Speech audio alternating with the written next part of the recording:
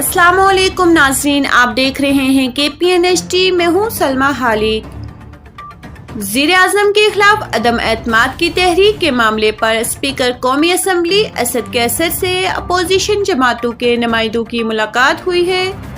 ज़राए के मुताबिक मुलाकात में कौमी असम्बली इजलास के क़वानीन से मुतालिक मुशावरात की गई, जिसमें स्पीकर ने आइन के मुताबिक इजलास चलाने की यकीन दहानी के मुताबिक स्पीकर ने अपोजिशन नुमाइंदों से मुकालमा किया कि आज अदम एतमाद की तहरीक पेश होगी।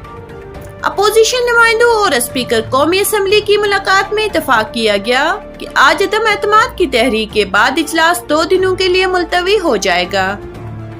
2 रोज़ा वक्फे के बाद इजलास में अदम एतमाद पर बहस होगी।